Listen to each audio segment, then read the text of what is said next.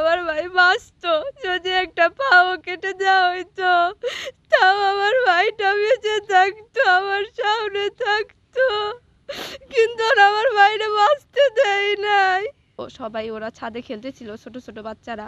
তখন ওরা ওই নিউ মার্কেটের ওইখানে যে ওভারব্রিজটা আছে, ওই ওভারব্রিজের মাঝখানে পেট্রোল ঢেলে আগুন ধরানো হয়েছিল। ওটার ধোঁয়া আমাদের বাসার ছাদের থেকে দেখা যাচ্ছিল। তখন ও ওই ছাদে লাস্ট 5:31 ওই ভিডিওটা ও নিজে হাতে করছে, তারপর একটা সেলফিও তুলছে। ও তোলার পর তারপরে আমার ফুফাতো ভাইরে বলছে, আমি 2 মিনিটের জন্য নিচ থেকে আসতেছি, তুমি আব্বুরে বললো না, যদি বলো তাহলে আব্বু তো আমার বকা দিবে। এই বলে আমার ভাইরে টাটা দিয়ে চলে গেছে। ও মানা করছে, বলছে যে আমি 2 মিনিটের মধ্যে আসতেছি, আমি তো আন্দোলনের ওইদিকে যাবো না বেশি, আমি শুধু দেখেই চলে আসবো। যাওয়ার পর যখন নাকি 2 মিনিটের একটু বেশি হয়েছে, ও আর বাসায় আসে না। তখন আমার ফুফাতো ভাই হাসিব ও গেছে ওরে খুঁজতে, ওই নিউ মার্কেট পর্যন্ত গিয়েছিল, কিন্তু ওইখানে ওরে পায় নাই। দেখছি যে অনেক রক্ত পড়ে আছে ওইখানে লোকজন বলাবলি করতেছে যে একটা 12-13 বছরের বাচ্চার গুলি লাগছে। নিচে যাওয়ার পর অনেক খোঁজাখুঁজি করছে, আমি আমার ফুফাতো বোন আমরা দুইজন নিচে গেছি, খোঁজাখুঁজি করতেছি, ছবি দেখায় খোঁজাখুঁজি করতেছিলাম। তখন একটা লোক বলল যে দেখো তো ওই ভিডিওটা তোমার ভাই নাকি, ওই ওকে যে গুলি করা হয়েছে। তখন আমি ওই ভিডিওটা দেখলাম, কয়েকজন লোক আমার ভাই 2 পা 2 হাত ধরে নিয়ে যাইতেছে। ও একটা ট্রাউজার আর ইন্টার মায়ামির গেঞ্জি পরা ছিল।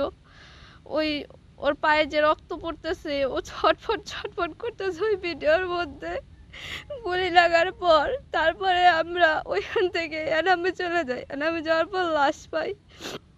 আর আমি তারপর স্থানীয়দের সাথে কথা বলছিলাম, ওই যে আমার ভাইয়ের মৃত্যুর কিছুদিন পর ওই যেখানে আমার ভাইকে গুলি করা হয়েছে, তো ওইখানে ওনারা বলল ওর সাথে আরো ছোট ছোট বাচ্চারা ছিল যারা ওর সাথে খেলতো বিকালে। তখন ওই একটা বাচ্চা বলল যে আমি ওর সাথে ছিলাম, আমরা হচ্ছে নিউ মার্কেট থেকে একটু গলির ভিতরে আমরা দাঁড়ায় হচ্ছে ওই আগুন দেখতেছিলাম, স্থানীয়রাও ছিল।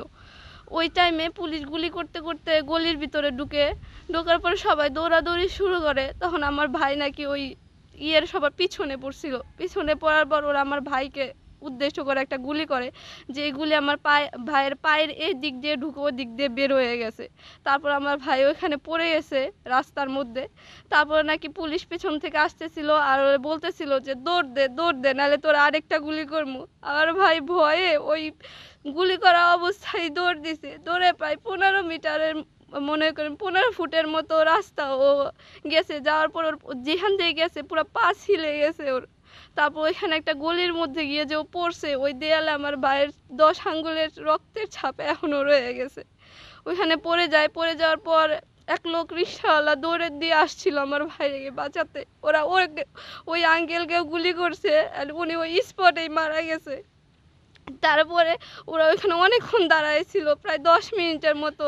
তার জন্য কোনো স্থানীয় কেউ আমার বাইরে ধরে নাই। ওখানে ছটফট করার পর যখন নিস্তেজ হয়ে গেছে, তখন ওরা গলির সামনের দিকে চলে গেছে। তখন স্থানীয়রা এসে আমার বাইরে ধরছে, বাসার মধ্যে নিয়ে গেছে। নিয়ে যাওয়ার পর মাথায় পানি ঢালছে। তখন আমার ভাই আমার আব্বুর ফোন নাম্বারে লাস্ট 9টা ডিজিট বলতে পারছিল, কিন্তু লাস্টের 2 ডিজিট বলতে পারে নাই। তারপরে ওনারা অনেকক্ষণ পানি ঢালাঢালি করছে, রক্ত ফেরানোর চেষ্টা করছে, কিন্তু রক্ত ফেরাতে পারে না। তখনও গলিতে পুলিশ ছিল, যার জন্য ওরা আমার ভাইকে হাসপাতালে নিতে পারে নাই, ভয় পাইছে। তারপর যখন পুলিশ চলে গেছে, ওনারা শাহীবাগের একটা হসপিটালে নিয়েছিল। ওইখানে ওনারা কিছু করতে পারে না, আমার ভাইয়ের অনেক ব্লিডিং ততক্ষণে হয়ে গেছে, শরীরে প্রায় রক্ত ছিল না। ওরা ওইখান থেকে ফেরত দিছে আমার ভাইরে।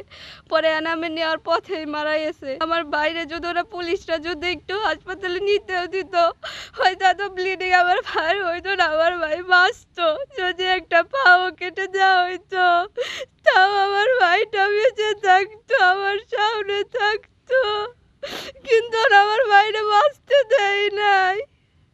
আমার ভাইকে মেরে ফেলছে ওরা।